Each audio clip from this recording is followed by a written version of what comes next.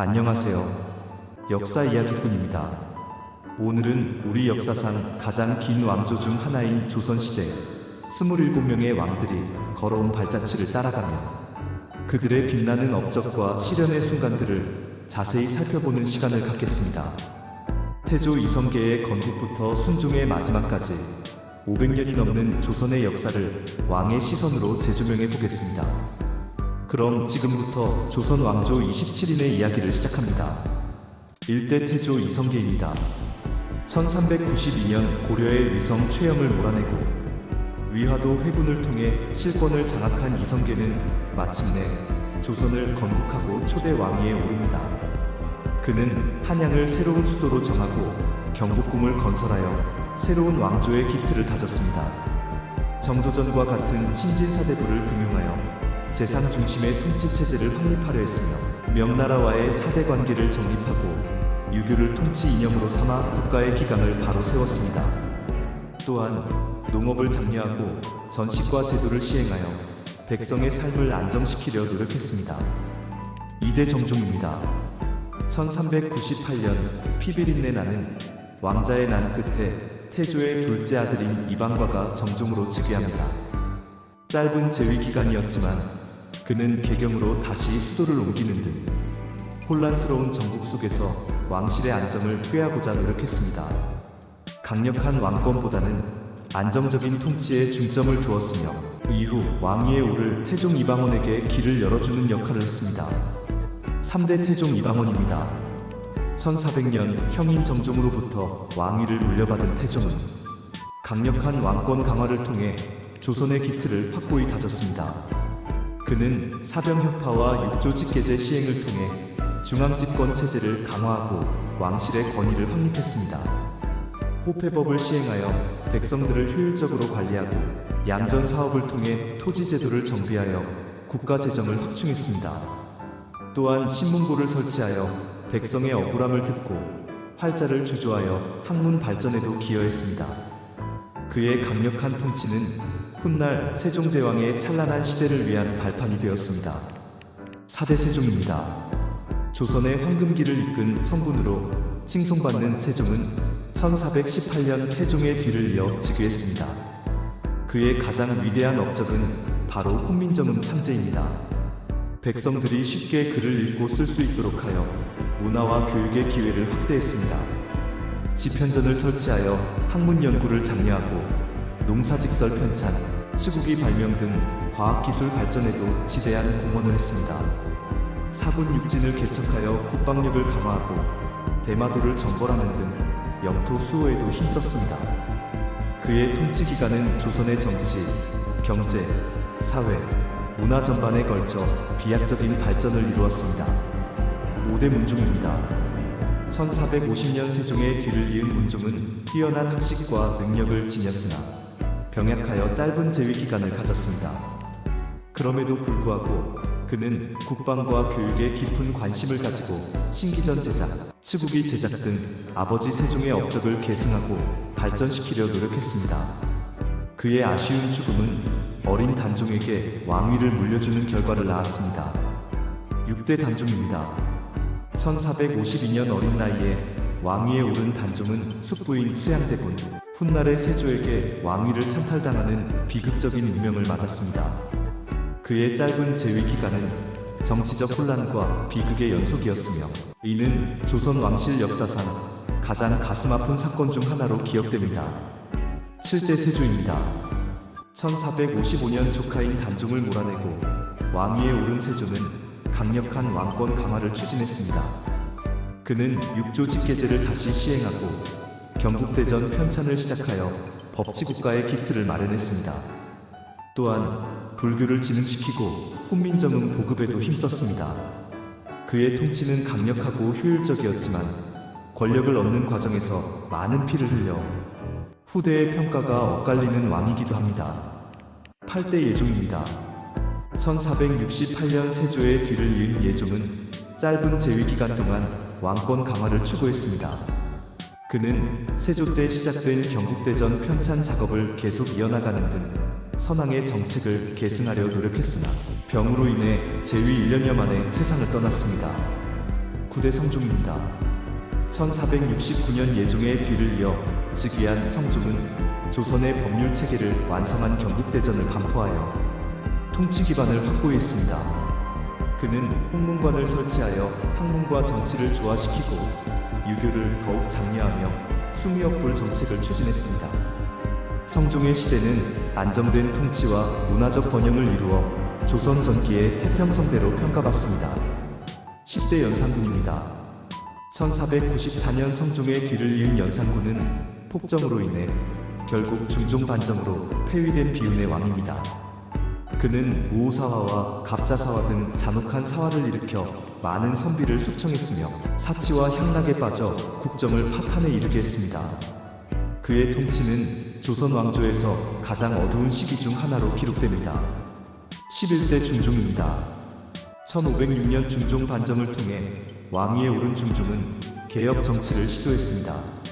조광조와 같은 개혁적인 신하들을 등용하여 급진적인 개혁을 추진했지만 훈구파의 반발로 기묘사화가 발생하고 조광조가 제거되면서 개혁은 좌절되었습니다.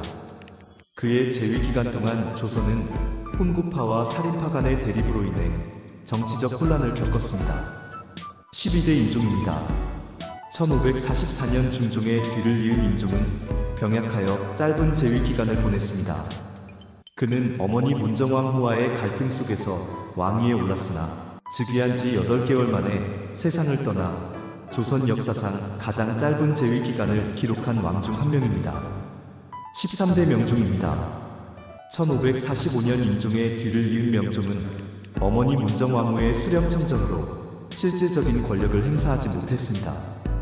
그의 재위 기간 동안 문정왕후와 윤원영 등 외척 세력이 권력을 휘두르면서 정치적 부패가 만연했고 을묘해변과 같은 외침과 백성들의 분기가 잇따르는 등 혼란스러운 시기를 보냈습니다. 14대 선조입니다. 1567년 즉위한 선조는 임진왜란이라는 국가적 위기를 맞이한 왕입니다. 외란 발발 전 분당 정치가 시작되어 정치적 분열이 심화되었고 이는 국난 극복에 어려움을 더했습니다. 그럼에도 불구하고 이순신, 권율 등 명장들의 활약과 백성들의 의병 활동으로 위기를 극복해 나갔습니다. 그러나 전쟁의 상흔은 조선 사회에 깊은 그림자를 남겼습니다. 15대 광해군입니다. 1608년 임진왜란의 폐허 속에서 즉위한 광해군은 뛰어난 외교적 수완을 발휘하여 명과 후금 사이에서 중립 외교를 펼쳤습니다. 또한 백성의 부담을 덜어주기 위해 대동법을 시행하고 전란으로 파괴된 궁궐과 국가시설을 복구하는 등 재건 사업에 힘썼습니다. 그러나 폐모살제 논란과 복구 사업에 대한 무리한 추진은 서인 세력의 반발을 샀고 결국 인조 반정으로 폐위되었습니다. 16대 인조입니다. 1623년 인조 반정을 통해 왕위에 오른 인조는 병자호란과 정묘호란이라는 두 차례의 큰 외침을 겪었습니다. 특히 병자호란 때는 청나라에 굴복하여 삼전도의 굴욕을 겪는 등 치욕적인 역사를 남겼습니다. 이로 인해 조선은 청나라에 대한 종속관계를 맺게 되었고 북벌론이 대두되는 계기가 되었습니다.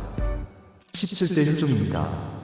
1649년 인조의 뒤를 이은 효종은 아버지 인조가 겪었던 치욕을 갚고자 북벌 정책을 추진했습니다. 송시열과 같은 북벌론자들을 등용하여 군사력을 강화하고 나선정벌에 조선군을 파견하기도 했습니다. 또한 대동법을 더욱 확대 실시하여 백성의 부담을 줄이고 민생 안정을 꾀했습니다. 18대 현종입니다. 1659년 효종의 뒤를 이은 현종은 예송 논쟁으로 인해 정치적 혼란을 겪었습니다. 이는 상복 착용 기간을 두고 서인과 남인 간의 치열한 정치적 논쟁이었으며 왕실의 권위와 분당 간의 대립을 여실히 보여주었습니다. 그의 재위 기간은 분당 정치의 폐해가 심화되는 시기였습니다. 19대 숙종입니다. 1674년 즉위한 숙종은 한국 정치를 통해 분당 간의 세력 균형을 꾀했습니다. 경신한국, 기사한국, 갑술한국 등을 통해 남인과 서인 사이에서 정권을 교체하며 강력한 왕권을 행사했습니다. 그는 대동법을 전국적으로 확대 실시하여 민생 안정에 크게 기여했고 백두산 정계비를 세워 국경을 확정했으며 안용복의 활동을 통해 울릉도와 독도가 조선의 영토임을 대외적으로 확인하는 업적을 남겼습니다. 20대 경종입니다. 1720년 숙종의 뒤를 이은 경종은 병약하여 재위기간이 짧았습니다. 그의 재위기간은 노론과 소론 간의 당쟁이 격화되는 시기였으며 이는 훗날 영조의 탕평책이 등장하는 배경이 됩니다. 21대 영조입니다. 1724년 경종의 뒤를 이은 영조는 탕평책을 통해 당파 싸움을 완화하고 왕권을 강화하는 데 힘썼습니다. 그는 신분과 당색을 가리지 않고 인재를 등용하여 정치적 안정을 꾀했습니다. 또한 균역법을 시행하여 백성들의 공포 부담을 줄여주었고 동국문 업비고 편찬 등 문화사업에도 힘썼습니다. 조선 후기 주문기를 이끈 대표적인 왕 중 한 명입니다. 22대 정조입니다. 1776년 영조의 뒤를 이은 정조는 조선 후기 르네상스를 이끈 왕으로 평가받습니다. 그는 규장각을 설치하여 학문 연구를 장려하고 인재를 양성했으며 수원 화성을 건설하여 왕권 강화와 개혁 정치의 기반을 다졌습니다. 문체 반정과 같은 개혁을 추진하고 초계문 신제를 통해 젊은 인재들을 육성하는 등 강력한 개혁 의지를 보여주었습니다.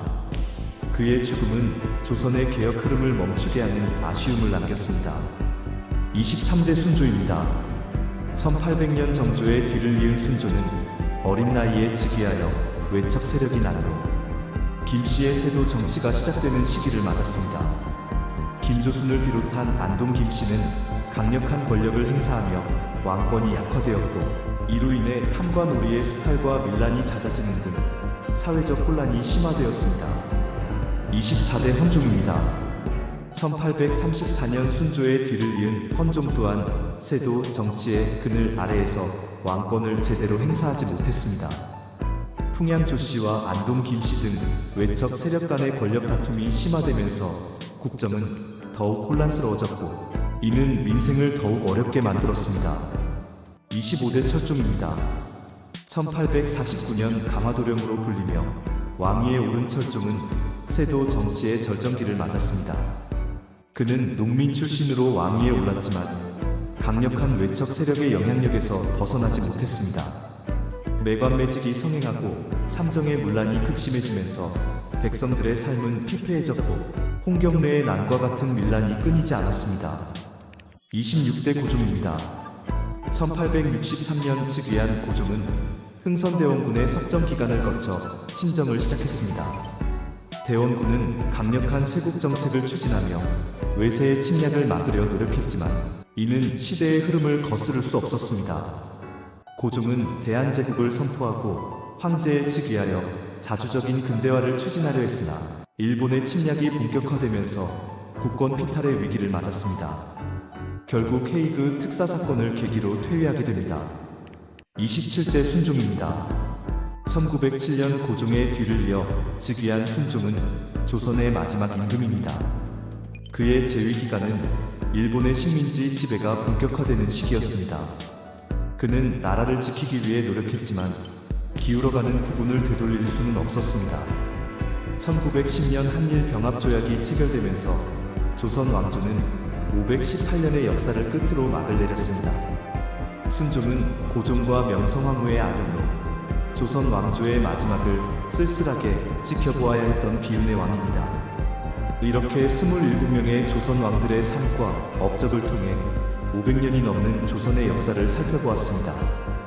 각 왕들은 시대적 과제 앞에서 각기 다른 방식으로 고뇌하고 노력했으며 그들의 발자취가 모여 오늘날 우리가 아는 조선의 역사를 이루었습니다. 그들의 공과를 냉철하게 평가하고 역사에서 얻을 수 있는 교훈을 되새기는 것이 중요합니다. 다음 시간에도 흥미로운 역사 이야기로 찾아뵙겠습니다. 감사합니다.